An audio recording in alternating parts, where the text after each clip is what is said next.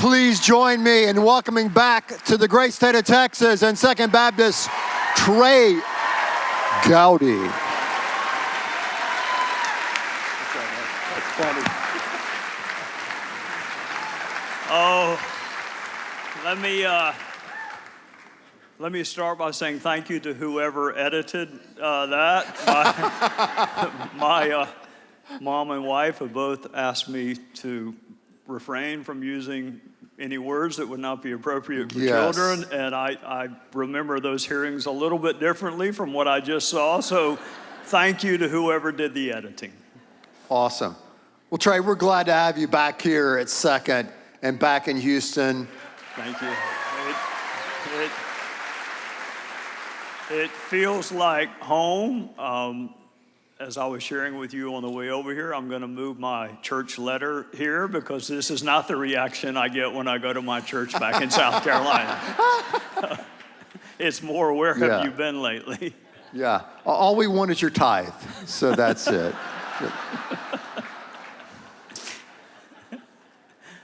Let's talk about the justice system. So in that video, it highlighted really, I think, a concern that a lot of Americans have about this two-tiered justice system. I know you're a lawyer. You spend a little time in the legal system there. Tell us what your thoughts are on that. The law is should be the most equalizing, unifying force that we have in our culture. It is the only thing that can make the richest person in Houston drive the same speed limit as the poorest person in Houston. There's a reason that system is personified by a blindfolded woman holding a sword and a set of scales. And when we begin to mess with that, when we begin to put our finger on the scale, no matter which side does it, no matter whether it's a prosecutor doing it to cut corners, the reason I loved, and I want my epitaph to read, he was fair and funny, in that order. It matters how we do what we do. The result does not justify the means. In court, you have to get the right result, but you have to do it the right way. And in politics, it is only about winning, no matter what. The end justifies the means. And my mind just can't work that way, Ben. I think fairness is a virtue. In the old days when you and I were growing up, I think one of those stories, my wife will be mad at me for not getting it right, but somebody said, mirror, mirror on the wall, who's the fairest one of all? Fairness and beauty were synonymous. To me, they still are. So I just think if we don't have a justice system that is both worthy of respect and one that we do respect, that we're in trouble as a people. What can we do about that, though? What can we, as average U.S. citizens, do to help us get back to a place? Again, we're not going to have perfect fairness ever. But what can we do to get back to where there's some modicum of fairness in the judicial system? I'll show you how naive I am. There's a guy named Tom Cotton who was a friend of mine when we were in the House, and now he's in the Senate. And in 2016, when President Trump won the Electoral College and therefore won the presidency, Tommy and I were speaking together, and I said, well, this is good because the other side, like Republicans don't like it when Democrats correct them. Democrats don't like it when Republicans correct them. Our system of government would thrive if we corrected ourselves. So what can we do? We can require our own team to be fair. It's not enough to just ask the other side to be fair. We can require our own team to be fair and then hope that fairness spreads like a wildfire and it actually becomes a virtue again. I mean, right now, if you look at the ads, you should be mad that people think that negativity is what you want, because that's about all you're getting. You should be mad that they have misjudged your character. I just think people can be wrong without being corrupt. And we have to get back to the point of saying, I disagree with you for these reasons, but also remember what Benjamin Franklin said when they were struggling to form this thing called the United States of America. He said, go back tonight and consider the remote possibility that you may be wrong. So introspection, asking ourselves, why do I believe what I believe? And is there another way? I don't see our elected officials doing that a whole lot these days. One thing that people, I don't think, know about you, I know about you, is that when they see that video right there, those clips, they think, that Gowdy, man, he's a pugnacious bulldog, a junkyard dog. And you are on some level. And you've always had friends on both sides of the political aisle. Still do. I have many friends who would never vote for me. And people think, well, that's weird. How in the world can you call someone a friend that wouldn't vote for you? Because we have different views on the size and scope of government and the role of government juxtaposed with the individual and the role of federal government versus state government. Those are good faith differences of opinion. But if my family was in need, if I was in need, if I was going through, I've been through, look, when I was in D.C., I had some really, really, really lonely days.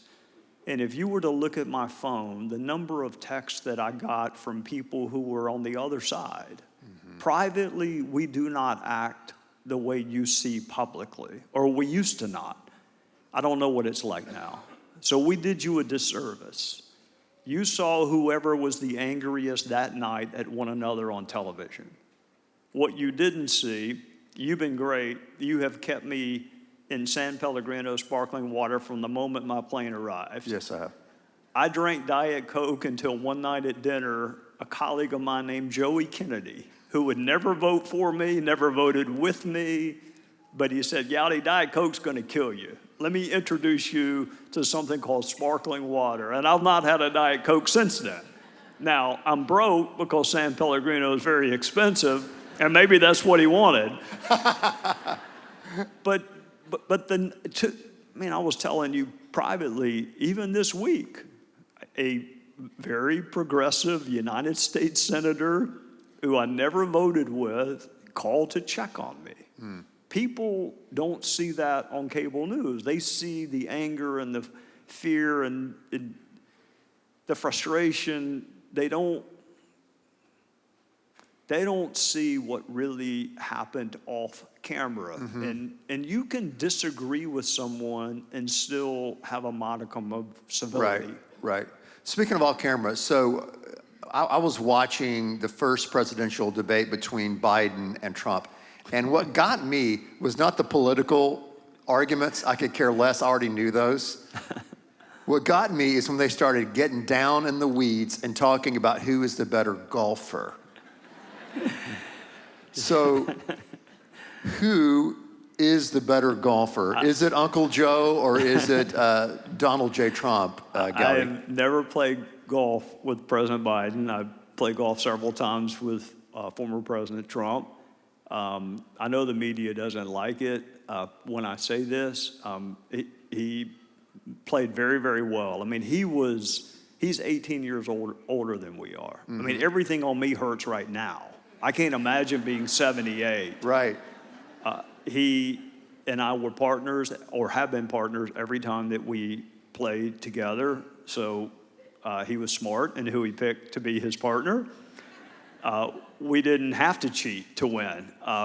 So I'm not saying we wouldn't have, but we didn't have to, because who we were playing was not very good. So, and you don't want to, you're not going to say who you were playing, right? You can't do that. I'm happy to say that I don't think Lindsey Graham or Mick Mulvaney won a hole when we played against them. And we were at the turn, and I'm so naive. My mom will be happy about this, but I'm so naive. I said, Mr. President, do you think we ought to switch up teams? It's not very competitive. Should we give them some more shots? And he said, no, we should beat them as badly as we can possibly beat them. So we did. Oh my. Now, so you served under Trump. You also served under Obama. Yes, sir. You never played golf with President Obama, but he's He's as bad as you are as far as golf, right? He's into it. Golfers are a cult. And I only had a few interactions with him. I think he knew that I was a federal prosecutor and I was really, really tough on violent crime. But I was a little different when it came to nonviolent crime. I thought we should find alternatives to incarceration for nonviolent offenders. And I'm very interested in either the reality or the perception that our justice system treats people differently based on race. I'm very, very sensitive to that. And I guess he found out, so he asked me to come to the White House, and we had a meeting with his acting attorney general, and other folks were sitting around the table, and he came up to me before the meeting started and said, I hear you're a golfer, and I said, yes, sir, I only get to play 4 or 5 times a week, but I am a golfer. And he said, I'm struggling with my sand play, my bunker play. And so I sat there and gave him a little bunker lesson before it started. Look, he would never vote for me. I'm not going to vote for him. But I'm not going to watch a fellow golfer leave it in the bunker several times. No, you if can't I can do that. help, I'm going to help. You can't do that. What was going on in the world while you and the president are talking about your sand Probably game while the rest of war. us are I was panicked? thinking about going to a real bunker. I was thinking about maybe World War breaking out. Exactly. He was talking about getting out of a sand trap. So I don't know, but it does prove if you try hard enough, you can find something that you have in common. Mm-hmm. And we do it on airplanes, we do it at sporting events, we do it when we're sitting next to people at graduation watching our kids and grandkids. We don't run towards what we disagree on. We try to find something so we can survive the next 2.5 hours. I usually tell people I'm a psychiatrist on the plane so they don't talk to me anymore. Yeah. They say, what do you do for a living? I say, I'm a psychiatrist, and they just shut up at that point. But when I don't do that, I've never had an argument with somebody on an airplane. Yeah. And most of us are not seeking the conflict, the division. Mm-hmm. But it sells. You can make a ton of money off of fear and anger and even hatred. Right. And somehow folks have figured that out. So we get a steady diet of that at night. But I don't think the American people want to live. I don't want to die in a 50-50 country. We're living in one, but I don't want to die in one. Right. And I think that one of the issues that we've talked about that both sides of the political aisle agree on is the whole attack on women in our culture right now that we've seen really play out the last 4 years, especially when it comes to sports, the transgender issue. I know you had Riley Gaines on your show last Sunday night. Talk to us about that, and what are your opinions in that area? So Riley Gaines is an elite level swimmer. If you or I raced her, we would drown in a swimming pool. She is Olympic level good. And the men would be, I think she said 10 to 12 seconds faster than the best woman. They're the fastest woman on earth. There were over 1,000 high school kids who ran faster time, men who ran faster times. Right.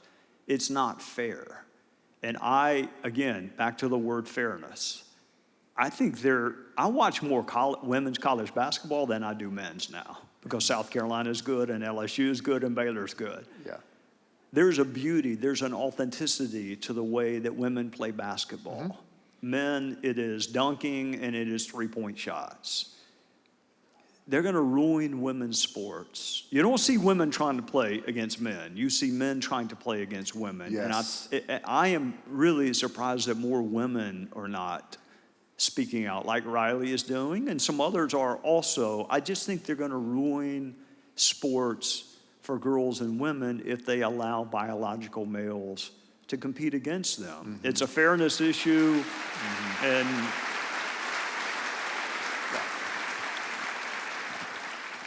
another issue not related to this, but related to women, is social media and what's happening with our kids. It's brutal. It is brutal. I'm so thankful you and I mean, first of all, I never would have made it in politics if there were recording devices around when you and I were in college. I mean, you would be just fine. You were like perfect in college too, but I look perfect next to you, but go ahead. a lot of people look perfect next to me. Yeah, I was about to say. Three sisters, a daughter, a wife, a mom. Most of the really important decision makers in my life are women. And society is hard enough on women without adding this element of perceived perfection that is not real. So I won't call her name, but people probably know who I'm talking about. There's an LSU gymnast who's very, very, very popular. She's very, very pretty, young lady. She doesn't need filters. She doesn't need things on social media that make her look like Helen of Troy. She is just fine the way God made her. Mm-hmm. But when young girls see that and they see, well, I don't match that. I can't match this perfection. It's not real. Mm-hmm. And then you go and you look what strangers are saying about you. What I would say to young people in the audience right now is you shouldn't care what someone who doesn't know thinks about you.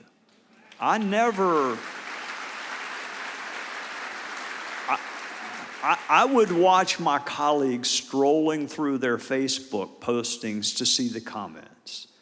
And you're never as good as people think you are on your best day. Most of us are not as dumb as people think we are on our worst day. But to seek validation or approval from people who know nothing about us, who may be posting under a false name, I just think it's destructive. I care very much what people who know me think about me. Mm-hmm. I don't care what people who don't know me think about me, and neither should you young people. So I hate to sound boring. You should care what your parents think about you. You should care what your siblings and your friends. You should not care what somebody halfway around the world who's never met you thinks about you. That's right.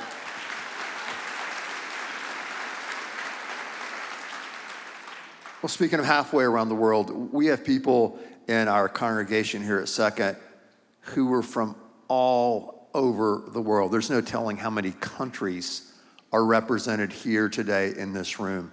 And then we have other folks like you and I who've grown up in the United States. But I can tell you what would unite all of us here is that we really are concerned about what's happening in our city and in our country. So what can we do as a community of believers and a community of Americans to make a difference in the city and the world where we live right now? I would say a couple of things. Have you heard of a bucket list? Have you heard that expression? I have. All right. I had two things on my bucket list. Number one was don't die. That was number one. Number two was take your wife to Israel. I wanted to take Terry to Israel, and I did the first year I got out of Congress. And we were at the spot where Jesus is alleged to have asked, who do they say that I am? And it hit me when I was standing there. I wonder if he had flipped the question. Who do they say that you are? Are you a Republican? Are you a Democrat? Are you a Christian? Are you an American? What is your identity?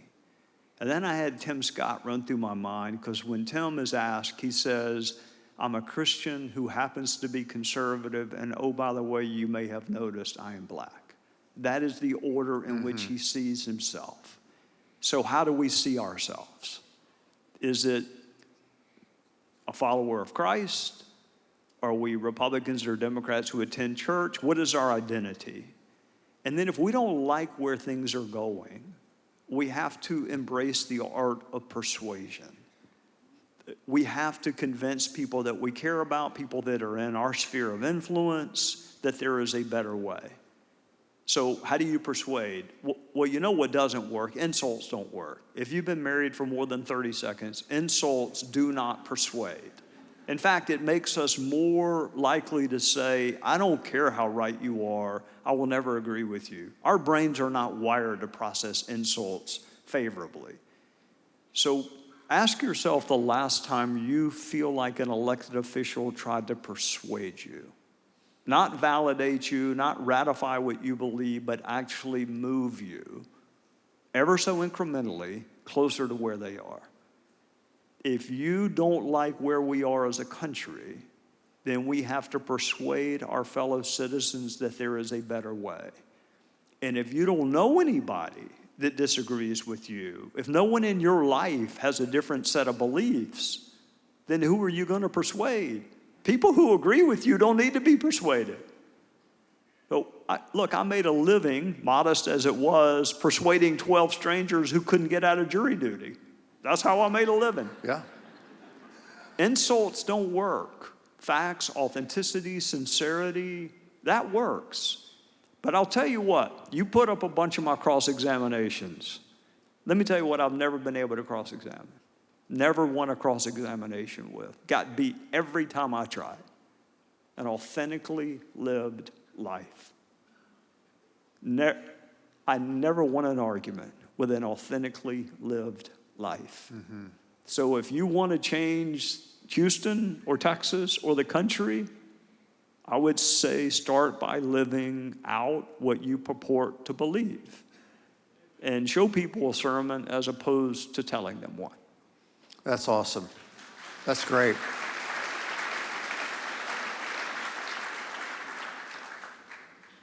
Well, Trey, I could sit here and talk to you all day long about so many issues.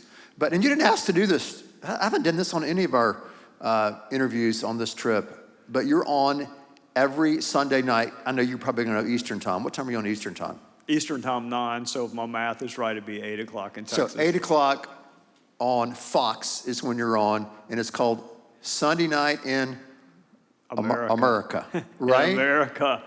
And for those who maybe want to watch the Cowboys, which has been a painful experience for me lately, on Sundays, I do a podcast on Tuesdays, but it spans the globe. It's not just politics. And then on Thursdays, I answer people's questions, which is always dicey when people get to ask questions. Sure. Because if it's about math, I don't know You're the in answer, trouble. so don't waste your time by sending it in. Yeah.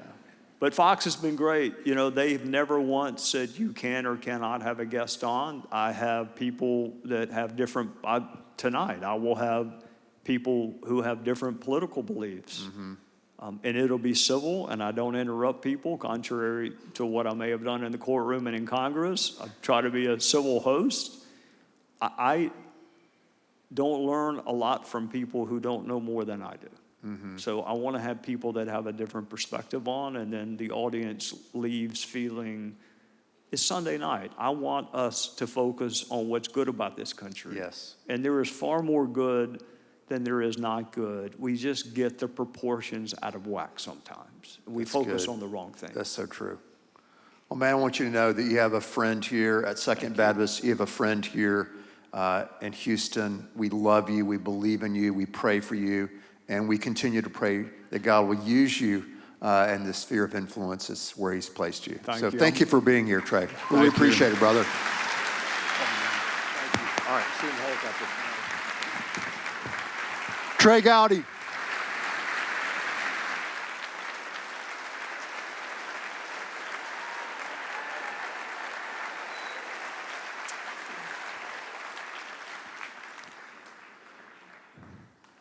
Let's pray together. Dear Heavenly Father, we thank you so much that we can come into this place here today in this building and worship you. God, we thank you so much for people like Trey Gowdy that are in the public eye, but just have a sense of humility and unity about them. And God, we do continue to pray for Trey and what he seeks to do as he influences so many, many people in our country. And God, we thank you for the word that we have here today about living an authentic life before you. Because God, we know that we can't live that authentic life until we have an authentic relationship with you. So God, I pray if there's someone here who does not know you, that today might be that day. God, give them that push, give them that step of courage to walk down front and to walk down these aisles in just a few moments. Lord, I know there are others here that know you. They're living that authentic life. They're simply looking for a community, a church, a place that they can call home, a place where they can build community. And God, you're leading them to second. Father, I pray for students and I pray for families. I pray for couples that need to stand and come down front today and say, hey, we want to join. We want to be a part of the community here at Second. God, we give you this time of invitation. We ask that you would lead those who need to stand and respond in Jesus' name.